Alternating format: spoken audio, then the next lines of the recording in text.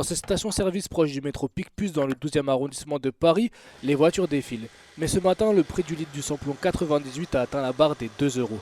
Oscar, un coursier de 38 ans, explique le coût que l'essence représente pour lui. Il est beaucoup trop excessif, tout simplement. Il n'arrête pas d'augmenter. Moi, je travaille en tant que coursier sur Paris, donc je suis obligé d'avoir la voiture. Par semaine, je mets de l'essence dans 2 camions, donc il y a 130 euros d'un côté et 90 euros de l'autre. Un coût affolant qui s'explique en partie par la reprise de l'activité économique post-confinement. Alors que le prix du baril d'essence coûtait 17 euros pendant la pandémie, il a presque été multiplié par 5 et coûte aujourd'hui 80 euros. Mais pour Samy, employé de la station essence, le prix du baril n'est pas le seul responsable de cette hausse. La cherté du carburant, c'est plutôt les taxes.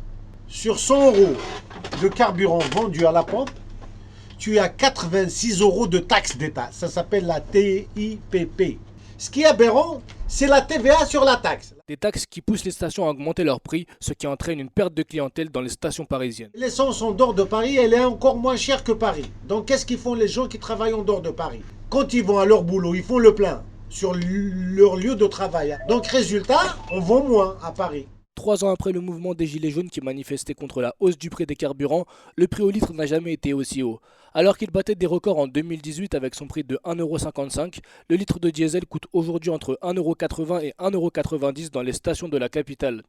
Le prix du litre de carburant a augmenté de 30% au cours de l'année 2021 et les Français qui utilisent leur voiture ne sont pas les seuls à en souffrir. Les entreprises doivent faire face à des coûts de livraison et de logistique plus élevés à cause de cette hausse, des coûts qui pourraient avoir un impact sur les prix des produits dans les prochains mois.